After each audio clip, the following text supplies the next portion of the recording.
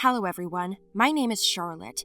I want to share with you the story of how my boyfriend cheated on me and how he is very sorry about it.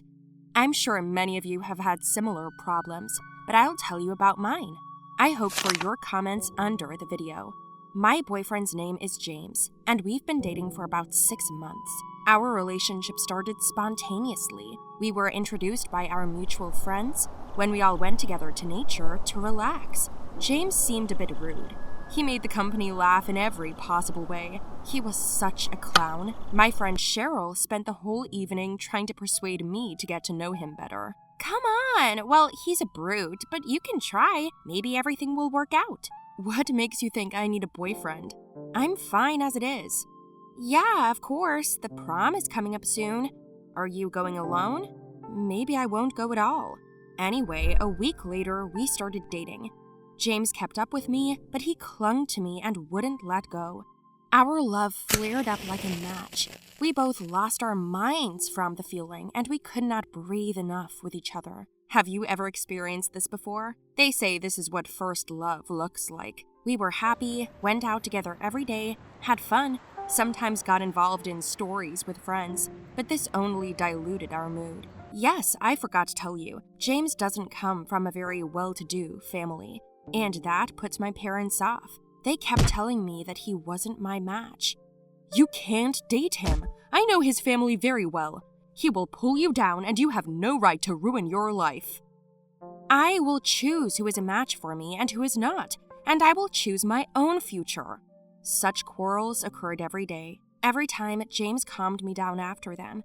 He caught one of these fights when he walked me home. My father came out on the porch, smoking a cigar. James greeted him, and my father sent me into the house, saying that he would talk to him. Oh no, honey. I have a business proposition for James, and he'll tell you all about it later. I was surprised and went into the house.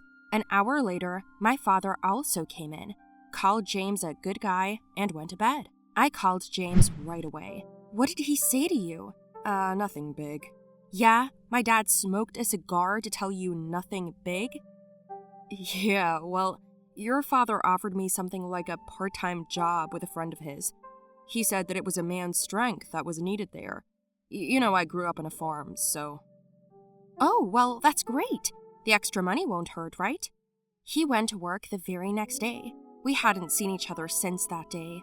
James didn't answer the phone, didn't respond to messages. I didn't understand what was going on. I repeatedly approached my father, asked what kind of friend of his had offered my boyfriend a job.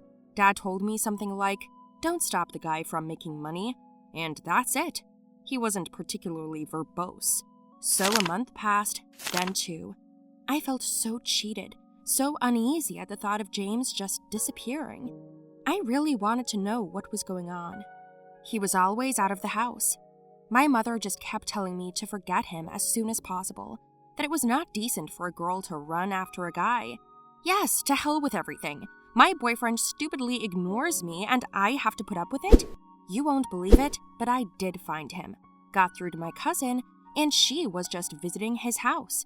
She gave him the phone and caught him off guard. When he said, "Hello," I was filled with anger. James William Carper, I see you worked so hard that you forgot about your girlfriend? I don't remember that you were ill or that we broke up. Oh, Charlotte, hello. Let's meet tomorrow and talk. Well, no, my dear. Come now. I'm at your house. I hung up, filled with anger. James left the house about 20 minutes later, and I was already preparing a speech. The sight of him made me realize how much I'd missed him, but I still lashed out at him. How could you? How could you be lost? Why didn't you write or call? Where have you been? What happened?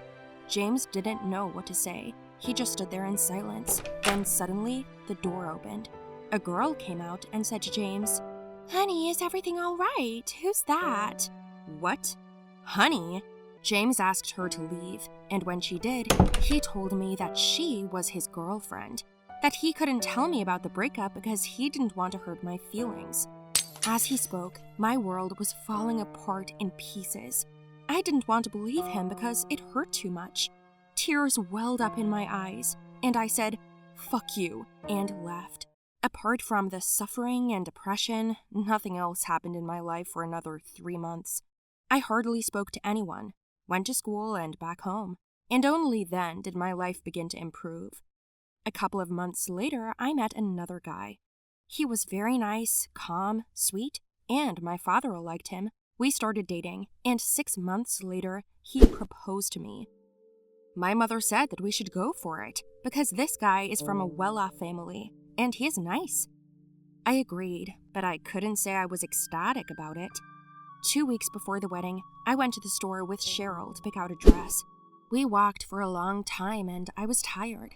Then I saw in one of the stores a bracelet that James had once given me. The memories came flooding back, and I felt like I was suffocating. Then, from behind me, I heard a familiar voice, and when I turned around, I heard a conversation. It was James with his new girlfriend. I hid behind a bunch of flowers and listened to their conversation. Come on, I'm not such a bad cook. Trust me, I only ate it because I didn't want to hurt you. The pie was like poison for rats. You know what, little brother, I don't care. I will cook it for you every day. No. I thought, what? Little brother? My nerves gave out, and I came out from the bunch of flowers and stood in front of them. James was completely freaked out with fear and confusion. That girl understood everything and said goodbye, and we were left alone. I waited for an explanation, and James just looked at me and said nothing. He didn't want to talk, but then he confessed. Your father forced me. He was always against me, thought I wasn't worthy of you. I had to ask my sister to identify herself as my girlfriend. I deceived you, I'm sorry. Charlotte.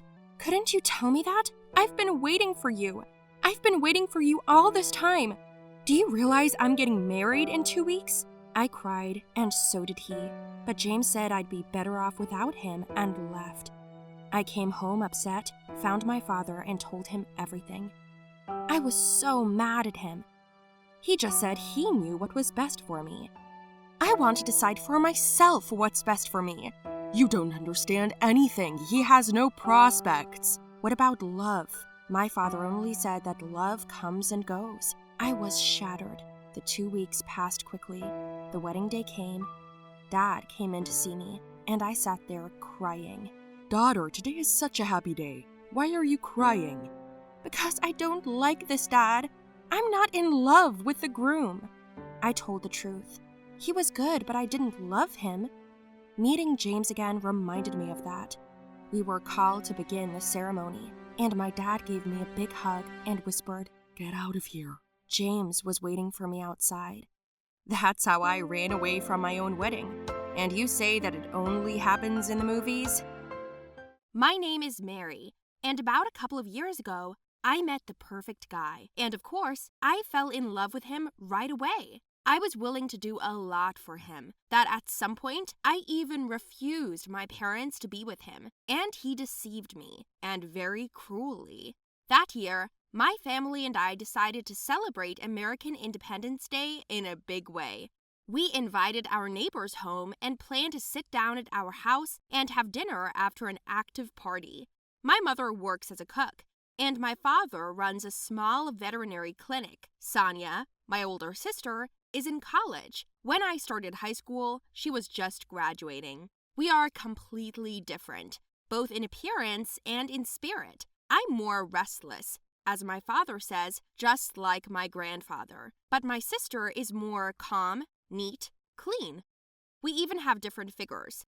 I'm more whipped, not to say that full, let's say in shape. But Sonia's figure can only be envied. I call her a witch because she eats everything and doesn't get fat. Not like me. I have to limit my appetite. Otherwise, I will look like my grandfather as well. So, on Thanksgiving Day, my friends and I decided to walk around the city, watch the festivities. Our mayor gave us a really cool holiday, hired artists, including circus performers, performed on the main stage of the city. Later, we got hungry and went to the burger shop. I took a queue and went to the toilet. When I got to the place, I saw that there was a guy standing there. I got angry and told him that this is my place. He looked at me like I was nothing and said my name wasn't there. I was so angry that I was on the edge. Bought a burger, took my time, caught up with him, and smeared it on his face, ketchup dripping down his chin. Oh, it was a big fight. Anyway, we ended up exchanging numbers, and he asked me out. Yes, that's how it happens, it turns out. I didn't hesitate to ask him to meet me that evening, but what's the big deal? After all, a holiday is just a great occasion. Eugene agreed. He came to pick me up a few hours later while I was changing in my room. There were already a lot of people in the house, and I wanted to get out of there as quickly as possible. The door was opened by my sister, and he was confused. He did not know how to introduce himself. Sonia ran into my room and said that some guy came to see me. I put on lipstick and went downstairs. Eugene apologized for taking my sister by surprise, but I reassured him that it was a small matter and didn't need to be bothered. You have a big family, he said, and I laughed in response and reassured him, explaining that these people are not all relatives, but neighbors. Then he asked me to tell him about my family. My parents and my sister. I thought it was cute. Much attention. We had a good chat that night, and he walked me home and asked if he could meet me again, and I said I could do it tomorrow. The next day was a day off, and he came to my house with flowers. I saw 2 bouquets, and I had a question, and he said that the second one was for my sister for yesterday's awkwardness. I quickly brought the bouquet, threw it on her bed, quickly rattled that it was for her, and ran away. So we saw each other almost every day. I liked him more and more. His cologne, his eyes, his voice, I liked everything. A week later, I suggested that we go to the park to relax. Then we went for a ride on bikes and roller skates. We had a fairly active dating life. I liked it. I also liked his modesty. He, like a well-mannered guy, came to my house almost every day and brought 2 bouquets. For me and my sister, so that she would not be offended. I told her that she hasn't had a boyfriend in a long time. When Eugene and I were about to go to the golf club, my parents protested out of the blue. My mother protested that I was away too often. I told her that I was in a relationship now, and she said that sometimes it would be nice to spend some time with my family. You have Sonia for that. She's in. She doesn't leave the house at all. It may have sounded rude, but it was true. It's not my fault that I'm the only one in a relationship. Even though I'm younger, a scandal broke out at home. At this hot moment, Eugene rang the doorbell. My mother opened it, and he too flew in full. He stood like a fool with flowers in his hands, and my mother scolded him like a little boy. I was so embarrassed in front of him that I started shouting at my mother. Sonia came to my mother's defense. I started yelling at her, and my father immediately jumped in and said that I was now under house arrest for a month. If you were like your sister, there would be no problems, he said, and that was my last boiling point. I exploded. Oh, right, so I'm worse? I knew you liked me less. Or maybe you don't like me at all. Sonia is perfect, but I'm not. If you don't need me, then I'm going to live with Eugene. You're not my family anymore. I shouted, slammed the door, grabbed the guy by the hand, and left. I don't know how long we were silent, sitting on a bench in the park, but I was shaking with anger. When it was quite dark, I said I wanted to sleep. Eugene offered to get a taxi for me, and I said, "Aren't we going to your place?" He was confused and said he thought I was joking. But how could you joke with such things? I was in shock. I was not clever, and I fell into a stupor, not knowing how to understand it. You're my boyfriend, and I thought it was okay if I stayed with you for a while. Didn't you say that you live alone? That your parents are still away? I can't go home, I explained, and Eugene looked at me and said timidly that he didn't think it would be like this. I didn't ask you to give up on your parents. After all, I think you jumped to conclusions.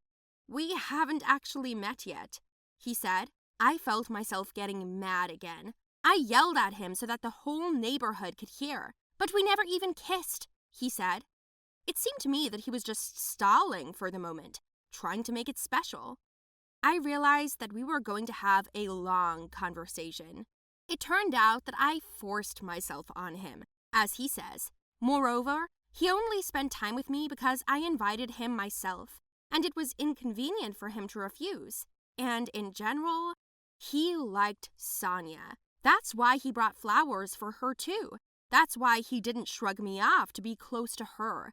That's why he didn't kiss me. He had feelings for someone else, and it turned out to be my own sister. And I hurried everything, as they say. I invented it myself. I believed it myself. I told him to go to hell and never show up on my doorstep again. I came home almost in the morning, all broken, in tears, and in a bad mood.